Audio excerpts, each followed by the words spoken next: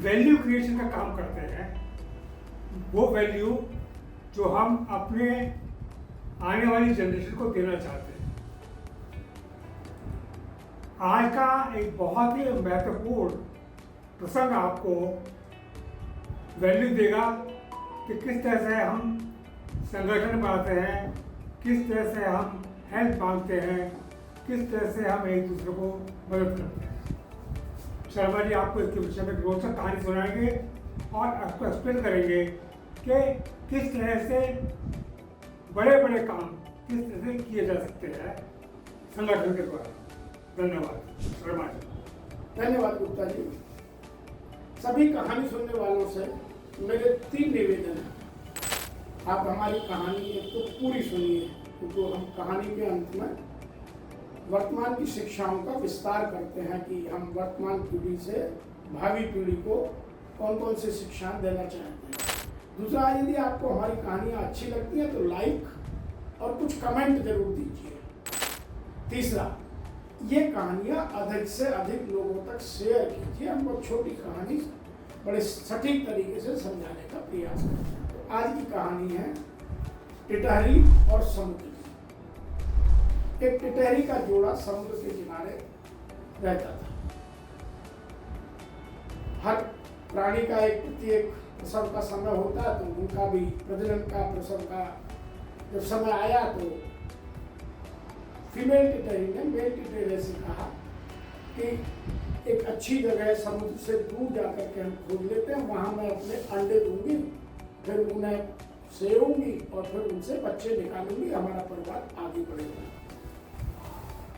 टिटहरी ने कहा नहीं, हम यही रोज रहते हैं समुद्र के किनारे, हम समुद्र के किनारे ही मैं घोंसला बना देता हूँ और तुम यही बच्चे हो।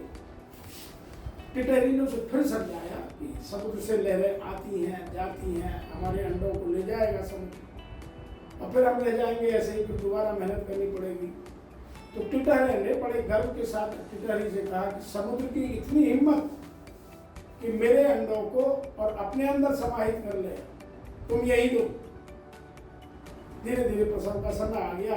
टिटहरी ने समुद्र के किनारे छोटा सा घोंसला बनाकर उसमें अंडे दे दिए।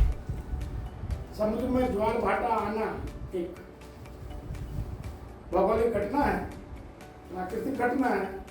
ज्वार आया और जब ज्वार से भाटे में वो लहर अंदर जाने लगी तो अंडों को भी अपने साथ खींच लिया। अब जब टिटहरी लौट कर खाए अपना दाना वाना चुप कर, तो उन्होंने देखे वहां करना तो घरे ना उनके अंडे हैं, तो टिटहरी रोने लगी। तो टिटहरी ने कहा कि तुम रो मत, मैं समुद्र से अपने अंडे वापस लूंगा। तो टिटहरी तो चीखने लगी, चिल्लाने लगी, रोने लगी कि मेरे अंडों को ले गया, समुद्र ने मेरे साथ अन्याय किया है। लेकिन टिटहरी ने कहा कि समुद्र मेरे बच्चों को, मेरे अंडों को लौटा दो। तो समुद्र ने कहा कि मेरे यहाँ तो एक भौगोलिक घटना है, रूटीन की घटना है, प्राकृतिक घटना है, तुम ढूंढ लो, जहाँ वहां से ले लो। तो उसने कहा कि यदि तुम नहीं मानोगे तो मैं तुम्हें सुखा दूंगा। तो टिटहरी से समुद्र ने कहा कि तुम मुझे सुखा दोगे, तुम्हारी इतनी औकात। और जैसे ही औकात शब्द आया तो टिटहरी ने कहा कि हाँ, मैं तुम्हें सुखा दूंगा। तो टिटहरा अपनी चोंच से पानी भरकर समुद्र से निकालकर दूसरी जगह डालने लगा। और सारे पक्षी जितने भी उसमें बगुले थे, स्वान थे या और जो पक्षी समुद्र के किनारे रहते हैं, सबसे उसने मदद मांगी कि मेरे अंडों को ले लिया है और हमारा परिवार बढ़ेगा नहीं, तो मुझे आप मदद कीजिए ताकि मैं समुद्र को सुखा के अपने बच्चों को बाहर निकाल सकूं। तो वहां सारे पक्षी उसके साथ जुड़ गए और वो एक एक बूंद निकाल करके बाहर डालने लगे। तभी वहां से अगस्त ऋषि घूम से हुए निकल रहे थे। उन्होंने सभी पक्षियों को अपनी चोंच में भरकर पानी को समुद्र से निकालकर दूसरी तरफ डालते हुए देखा। तो उन्होंने पूछा, अरे क्या बात हो गई? तो सभी पक्षियों ने एक स्वर में कहा कि महाराज, आप तो त्रिकालदर्शी हैं, इस समुद्र ने इस टिटहरे के अंडों को अपने अंदर समाहित कर लिया है और जब तक ये हमें अंडे नहीं लौटाएगा तब तक हम इसका पानी ऐसे ही बाहर फेंकते रहेंगे और एक दिन हमें सफलता जरूर मिलेगी। तो अगस्त्य जी ने कहा नहीं, ये ऐसे संभव नहीं है, मैं भी तुम्हारे साथ हूँ, मैं भी तुम्हारे इस यूनियन को, इस संघ को, क्योंकि सिस्टर टेरे के साथ अन्याय हुआ, ज्वाइन करता हूँ। और वो समुद्र को अपनी अंजलि में भरकर एक बार नहीं पी गए, समुद्र सूख गया। टिटहरे ने अपने अंडे बाहर निकाल कर रख दिए और फिर अगस्त ऋषि से प्रार्थना की कि आप अब इसे दोबारा से बना दो, क्योंकि समुद्र का भी रहना बहुत जरूरी है। इसी से समुद्र से जलवाष्प होता है, तभी पूरी प्रकृति पर वर्षा होती है। तो moral of the story is, जो आज की हमारी कहानी का सागर शिक्षाएं हैं वो ये हैं। नंबर 1 कि हमें अपने परिवेश का पूरा ध्यान रखना चाहिए। जैसे टिटेरे को पता होना चाहिए कि समुद्र में ज्वार भाटा आना एक प्राकृतिक घटना है। ज्वार आएगा तो समुद्र का पानी बाहर निकलेगा, भाटा आएगा तो अंदर जाएगा, और उसके साथ जो भी मिलेगा वो उस सब को अंदर खींच ले जाएगा, और इससे समुद्र की सफाई भी होती है।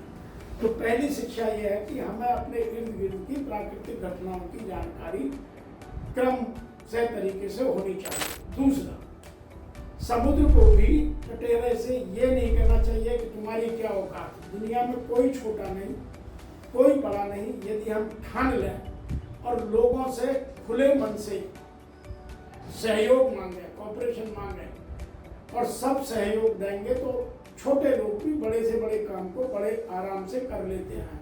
इतिहास इस बात का गवाह है। हमें आज़ादी इसी थ्योरी पर मिली, क्योंकि सब लोगों ने मिलकर जब आज़ादी की मांग उठाई तो अंग्रेजों को यहाँ से भागना पड़ा। इसीलिए हम किसी को छोटा नहीं समझें। यदि उनका एक ग्रुप बन गया, संघ बन गया, यूनियन बन गई, तो वो बड़े से बड़े काम को कर देंगे। जैसे सारे पक्षियों ने मिलकर टिटेरे की मदद की और समुद्र को सुखाने में अगस्त ऋतु तक जुड़ गए। तीसरा, जो जिसका मूल स्वरूप है उसको भी हमें उसी अवस्था में बनाए रखना चाहिए। किसी का मूल स्वभाव कभी खत्म नहीं करना चाहिए। जैसे समुद्र को जब एक बार सुखा दिया तो टिटेरे को दोबारा से अगस्त ऋषि से प्रार्थना करके ये कहना पड़ा कि महाराज इस समुद्र को दोबारा उसकी स्थिति में ला दो, ताकि इससे प्रकृति का जो संरक्षण है, जो आगे का संरक्षण है, बारिश होती है, प्रकृति का संतुलन बनता है, वो बना रहे। तो हमें इस कहानी से 3 बड़ी शिक्षाएं मिलती हैं।